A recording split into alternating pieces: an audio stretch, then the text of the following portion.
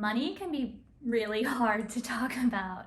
I don't really like talking about money. It makes me very anxious. So whenever I get that question of what is your expected salary, I can, even if I'm prepared internally, still feel a little bit, I don't want to use the word again, but anxious. And that can happen to a lot of us. Even if you're not somebody who finds this to be an uncomfortable theme to talk about, so it doesn't provoke any kind of anxiety in you, it may still be something that you don't feel totally prepared to discuss, especially if you're early on in your career. A huge part of career development is being able to advocate for yourself and your needs, and one of the most important places that that's going to happen is when you discuss your salary. And that often happens right before you even start working in the recruitment process, even in some of the first interviews that you have for a job. In this video, we're going to be tackling how you can best prepare for and handle answering the question, what is your expected salary, so that you can do a stellar job in advocating for yourself in your next interview. The first step is to really do your research. Even if you have a job or you've had a job in the recent past, and because of that you have some number floating around in your head about what you should be paid, we still really recommend going online and looking at what you should be paid, or if you are actively interviewing for a position, looking at what you should expect for that position. And from there you'll adjust and create a range of what your salary expectation will be. Luckily now online there are all of these great calculators, many of them pulling from sites that have troves of data regarding salary, and you can factor in quite a few important things regarding what you should be paid. The very basics, of course, are work experience and the title of the position. So what is the position, the location of the position, where you would be working or where you are working. And then these calculators can let you go even deeper. Take a look at your salary based on, in part, what are some of the skills that you have, where did you go to school, what is your degree type, what are some of the extra perks and benefits of the position. If you're really early on in the interview process, you may not know all of that, but it's still going to give you a really good estimate with the data that you do put in. It even calculates it based off of the company size, sometimes very specifically the company, if they have that data, and of course the industry that you're going into.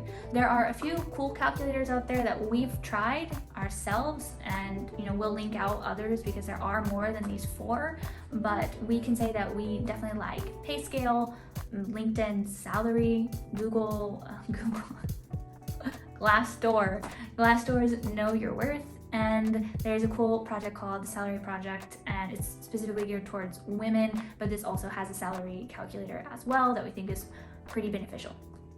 This leads us into our next point, which is to develop a range. Why do you want to develop a range? It's because that's what you're going to give a recruiter when you have initial conversations with them. You're giving them a range, especially early on, because you don't know all of the details of the job yet. You don't know how much it's going to increase your workload, how much more you're going to have to learn, how much stress it's going to put on you. There's only so much that they can write in a job description about the duties and responsibilities and qualifications. You're going to learn a lot more going through the interview process. Now, when you develop your range, this is where the conversation gets tricky. And I know people want really hard and fast advice on what numbers they should use when they're developing ranges or giving their salaries. It's not that simple, and it is a more nuanced conversation, which is why it's a kind of a hard question to direct people on, because it is a lot of personal choices. And it depends on where you are in your life and your professional life. You're going to take the number that you received from all of your research and you're going to adjust it according to your life, your professional life, where you are at, and it's going to be really dependent on you. There's going to be a lot of personal decisions that you have to make. If you are very happily employed, or you're a pretty passive candidate and somebody especially is recruiting you actively, then you have leeway to make your range much higher than what you are being paid now. Some people say it would take 100% of their current salary for them to leave, other people 50%, other people 30%, and a few extra perks and benefits. That's a decision you have to make, but it does give you more space to ask for a pretty high salary range apart from whatever number you are being paid now. If you are maybe not so happily employed, or you are somebody who's very actively looking to change jobs, this also influences the salary expectation, the salary range that you deliver. The best way we can advise you to develop that kind of range is to think about why you're leaving your current position. Is it because you're not being paid enough? Okay, then factor that into the range and find the range that you do think you should be paid for the position. Is it because the perks and benefits just aren't there? Then factor that into the expectation and say you have a specific salary range, but the perks and benefits are very important to you. If it's for cultural reasons, factor that in. Maybe you don't change your salary range too much from what the number that you've researched is. So this is, there are a lot of different factors that you have to take into consideration, and those are just a few of them, but that is a good way to start in developing the range if you are actively looking and you're not so happily employed. If you are unemployed or you are a student coming into the workforce, then that will also factor into the salary range that you develop, and maybe you stick pretty close to the number that you're finding online in all of your research. Our advice is never ever going to be to create a range that you cannot live off of. Don't develop a low range just because you want, like a low range that you genuinely can't live with just because you want a job. That's not our advice here, but it may mean that you stick closer to the number that you're finding, and that's okay. Now, once you go into the recruitment process and you're being given interviews, there are 2 stages in which this question could come up for you. At the very beginning, which it will likely always come up in one of the initial interviews that you have, and again towards the end if you get closer and you can move through the entire recruitment process. If you're at the beginning stage, there are a few ways that you can answer this question. There are really only 2, but we are going to give you 3 in the case that you absolutely need the 3rd. The first way you can answer this question is, of course, to give the salary range that you've been preparing so diligently, and this is a pretty easy one. You can just simply say, based off of what I know now about the position, I think that a range between $75,000 to $83,000 is what I would expect. You're not marrying yourself to anything, you're being diplomatic. It's a great way to answer. At this point, if you are open to negotiating that salary range, this is also the time to tell the recruiter that. But one thing you could say is, salary is only a piece of the puzzle to me, and I'd be very interested in hearing more about your total compensation package, or I'm open to negotiating the salary range dependent upon what the total compensation package is. And that's another way to just signal that you're flexible in what range you are giving. The second way to answer this question, if you don't feel totally comfortable yet giving range, is to do what's called flipping the question. You simply tell the recruiter that before discussing salary, you would prefer to understand more about the position, duties, and the team, and all of the responsibilities, and even maybe the compensation package as a whole. And then you ask them, what is their expected salary for this position? Recruiters should have some idea, more or less, of what the company has allocated to pay for that position.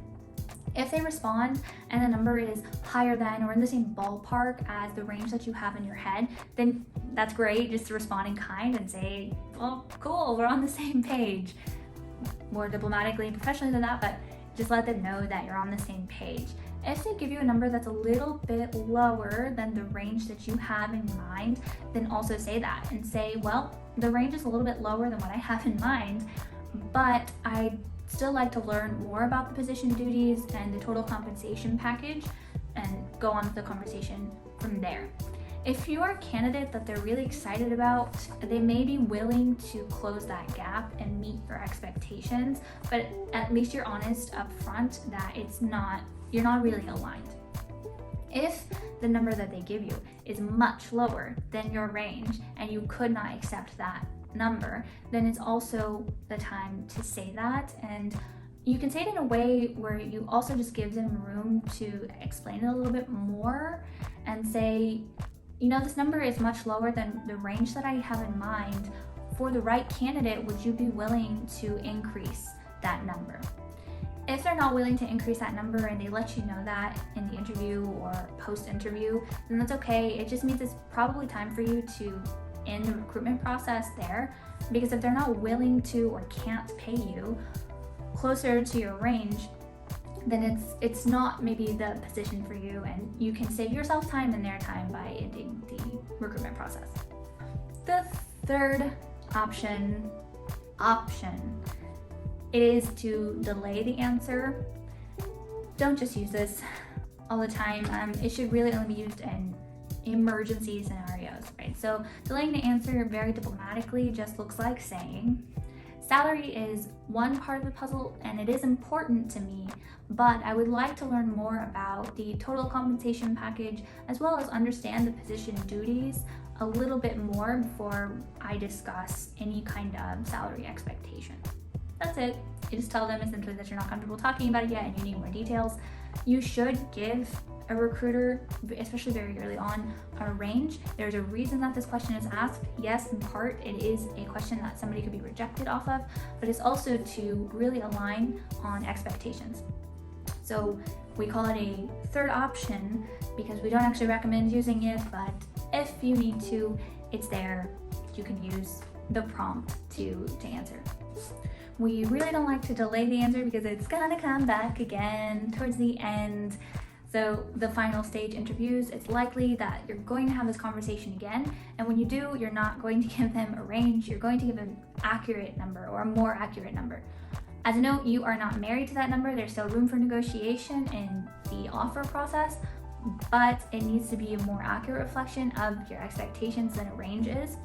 It's up to you and what you've learned in the recruitment process as to what that number is, if it's at the low end of your range, the mid end of your range, high end of your range, or even outside of the range that you established. It's really dependent on how much you've learned about the position, the team, the company, and of course, the other perks and benefits. So you have to do that kind of calculation yourself. You are also encouraged to, once you know more about the company, especially the other benefits that they offer, plug those in and see if that changes the salary range that you should expect. But you need to consider all of this, and no matter what that number is, you're making that calculated decision. You just need to give that to the recruiter. You could say something like, I'm very excited about the challenges presented in this job. I think that with my skills and qualifications, I'm really the right fit. I think that $85,000 a year is the right number for me. There you go. There you go, that's it. There are a lot of different ways you can answer that question. There are a lot of cool prompts and resources online. If you are somebody who feels more comfortable following a prompt, it'll give you a little more confidence. You can do that to answer that final kind of discussion question about what your salary expectation is going to be. Money, as I said, can be a really difficult thing to talk about. I myself found that I hurt myself professionally really early on by not being comfortable sticking to my guns about what I needed and what would make me happy as an employee. And it's really important that even if you are uncomfortable discussing money or it gives you anxiety, that you are prepared to have those conversations. Career development is in part self-advocacy, and this is a space where you need to advocate very early on, even before you're an employee, to make sure that it's easier to establish boundaries and to ask for what you need later on when you are employed by a company. It's really important to have an honest assessment of what your financial status is and what you need out of a job. You are giving a service and you should be compensated for that. And so you shouldn't have any shame in asking for a salary or expecting a salary that is commensurate with your experience, that is commensurate with the skills that you have, that balances itself out well with other perks and benefits, that allows you to be a great, stellar, effective employee by making sure that you don't have to worry about living. If you like this video, please like, comment, subscribe, or of course share it with somebody that you think will benefit from it. If you are interested in more content related to this umbrella of career development in general, you can find more at our site, dodohire.com. If you have any specific questions related to anything we've been talking about, or again, the umbrella of career development, and you're curious, you can either leave a comment below or you can email us directly at info@dodohire.com. Just make your question subject line and we'll get to it as quickly as possible. We'd really love to hear from you, so definitely reach out if you're curious about anything at all. You can also follow us on Instagram or TikTok, or you can join us in Discord and chat with us there about anything career or recruitment related.